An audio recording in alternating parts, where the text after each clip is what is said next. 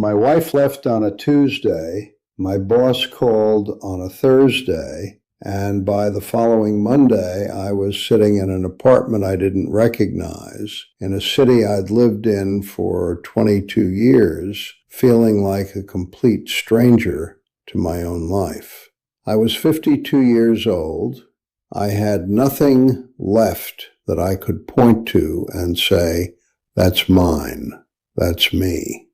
I'm 54 now, and I need to tell you something I wish someone had told me when I was 40, when I still had time to do this differently. Not because I'm bitter, because I'm not, but because there's a version of this story that doesn't require you to lose everything first. Let me start with the Tuesday. Her name was Karen, 21 years. We met at a work conference in Denver. She was presenting. I was in the back of the room trying to look like I belonged there. We had 2 kids, a house in the suburbs of Charlotte, a golden retriever named Biscuit who'd passed the year before. I thought our marriage was fine. Not great, fine. I thought fine was what marriage looked like after 20 years. I was wrong about that. She said, I've been unhappy for a long time, and I didn't know how to tell you. And the part that hit me harder than the words was the calm in her voice, like she'd rehearsed it, like she'd been ready for this conversation long before I was. That gap between when she knew and when I found out, that's what broke me open more than anything else. 2 days later, the company restructured. My position, director of operations for a mid-sized logistics firm, was eliminated. 18 years, gone.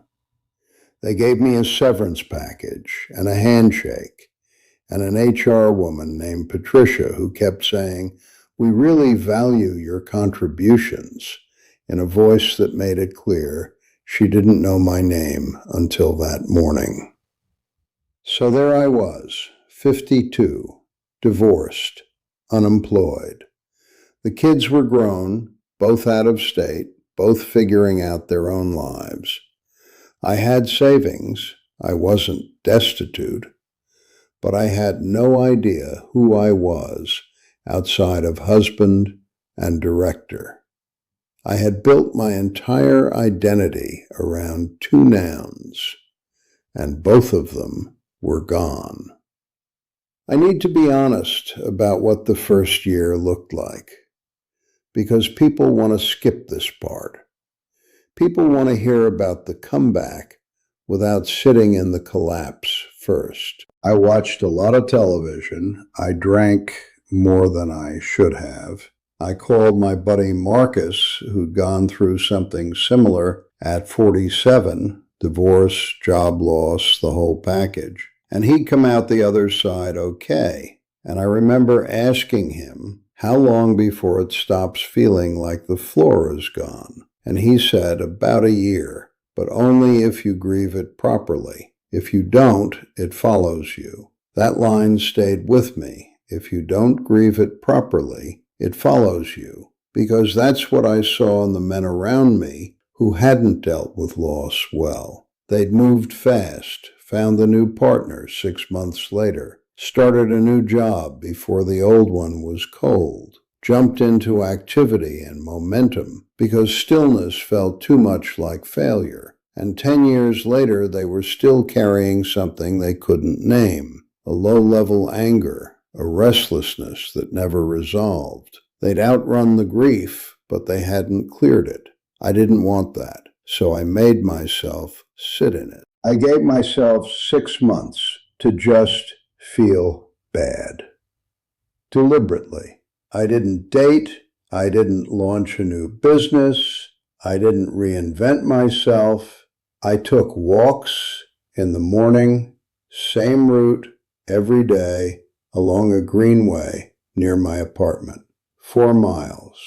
I made coffee the same way every morning. I kept the same wake time, even when I had nowhere to be. Not because I was being disciplined, because I needed something to be consistent when everything else had dissolved.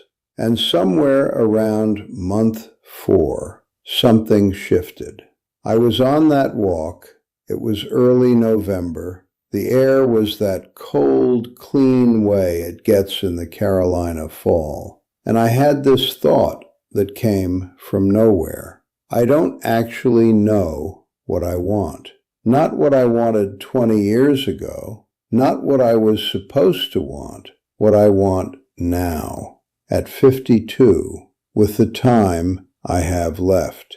It sounds simple. It wasn't, because I had spent my entire adult life chasing a version of success that someone else had defined. The title, the house, the marriage that looked good from the outside, the vacation photos, the retirement account that was supposed to prove something. I'd been running toward a finish line that I'd never actually chosen. And losing all of it, as brutal as it was, forced me to stop and ask a different question. Not, how do I get back to where I was, but what do I actually want the next 30 years to look like? Different question, completely different answers. I want to tell you about a man named David. I met him through a mutual friend about 8 months into my rebuild. He was 61, had walked away from a 25-year career in commercial real estate at 56, remarried at 59, and was running a small consulting operation out of his kitchen in Asheville. He seemed, I don't have a better word for it, settled, not successful in the way I'd been chasing, settled, at peace with the size of his life.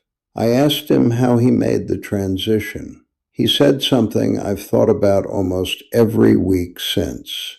He said, I stopped trying to replace what I'd lost and started building for who I actually am now. Not who I was at 30, not who I was supposed to be, who I am at this age with these specific things I've learned, these specific things I'm no longer willing to tolerate.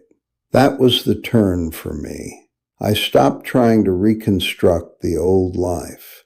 I started designing a new one. I reached out to 3 other men who'd done this, rebuilt after 50. Not inspirational speakers, not coaches selling courses, regular men who'd hit real walls and come out differently on the other side. One of them, a guy named Ray, who'd left corporate law at 53 after his second heart attack, told me something that should probably be taught somewhere. He said, you know what the advantage of starting over at this age is? You know with absolute certainty what doesn't work for you. 20 years of data. That clarity, that's worth more than all the energy you had at 30.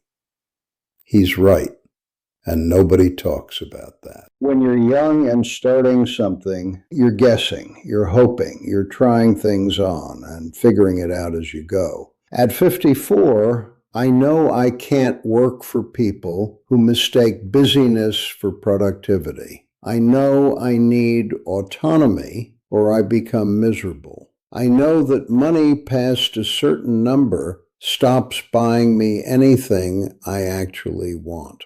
I know that my best hours are morning hours, and I shouldn't waste them on things that don't matter. I know that I'd rather have 3 deep friendships than 20 surface ones. I didn't know any of that at 30. I had to earn it the hard way. So the rebuild started with something most people would call boring. I didn't launch a company first. I didn't network my way back into a director role. I fixed my mornings. Same wake time, same walk, same 20 minutes of silence before I touched a screen or a phone. Just that. for 90 days because I needed proof that I could keep a promise to myself. After 2 years of feeling like everything was out of my control, I needed to prove to me that I could control something small and keep it. That sounds minor. It was not minor. It was the foundation of everything that came after. Then I started getting honest about money. Not panicked, honest. I sat down with a financial planner named Susan, 60 years old herself, who'd been through a divorce in her late 40s and rebuilt. She didn't sugarcoat it. She said, "You have enough runway to figure this out if you're smart and if you start now." She helped me see that the story I was telling myself, that I was behind, that it was too late, that I'd wasted the good years, was costing me more than the actual financial gap. Shame is expensive. Fear is expensive. Both make you act in ways that extend the problem instead of solving it. I started consulting in logistics, the thing I knew, but on my own terms. Smaller companies, shorter contracts, more flexibility. I made less money in year 1 than I had in any year of my career, and I felt more like myself than I had in a decade. That correlation took me a while to understand. The paycheck wasn't what had been making me feel significant.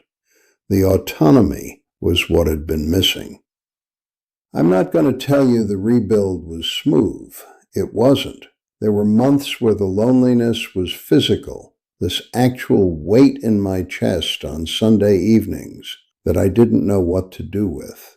There were months where I second-guessed every decision. One night, about 16 months in, I almost took a job that would have put me right back in a version of the life I'd lost. Same title, same structure, same slow erasure. I came this close to taking it because it was familiar, because familiar felt safe. I called Marcus at 10 o'clock on a Wednesday night, and I said, "I think I'm about to undo everything." And he said, "What does your gut say?" And I didn't even pause. I said, "It says no." And he said, "Then you already know." I turned down the job. 3 months later, I landed a contract that changed the direction of my practice.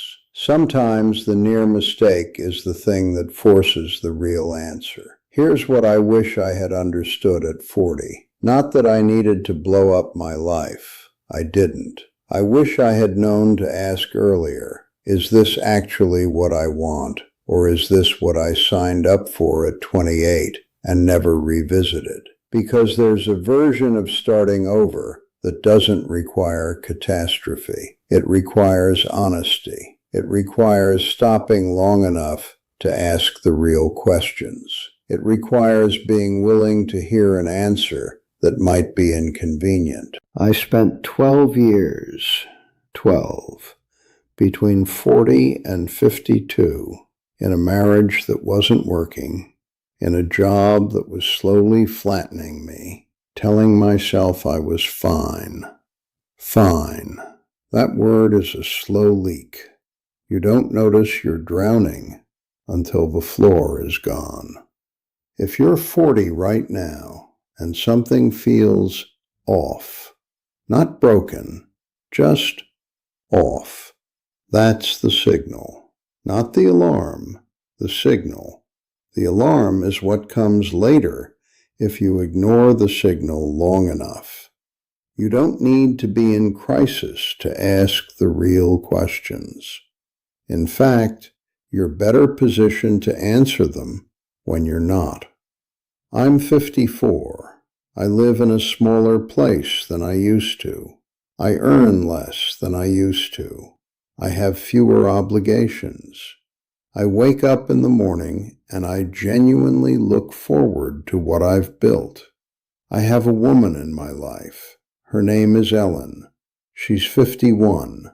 She's been through her own version of all this, and we chose each other consciously, not out of fear or habit or what we were supposed to do by a certain age. The kids, they see a version of their father that I don't think they saw for most of their childhood. Not because I was absent.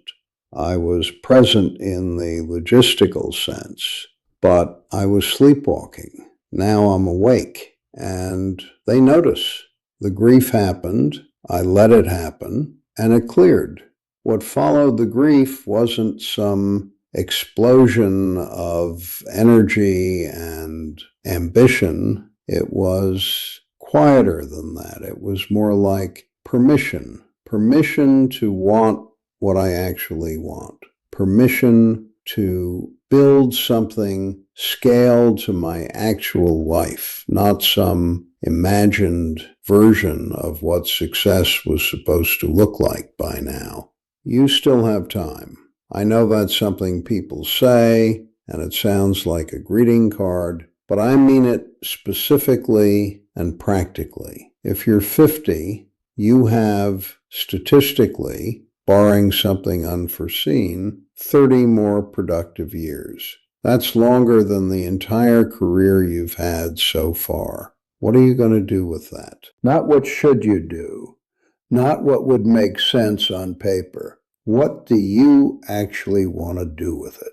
That question changed everything for me. It took losing everything for me to finally ask it. It doesn't have to take that for you. Start with the morning. Start with the walk. Start with the silence before the noise. Not because it's romantic, because it's where you'll hear yourself think for the first time in years. And if you know someone who's in the middle of their own collapse right now, someone who's 50 and staring at a life they don't recognize, share this with them. Not to fix them, just to let them know the floor coming out from under you doesn't have to be the end. Sometimes it's the first honest thing that's happened to you in a long time. If this reached something in you, leave a comment. Tell me where you are in your own story. I read every one of them.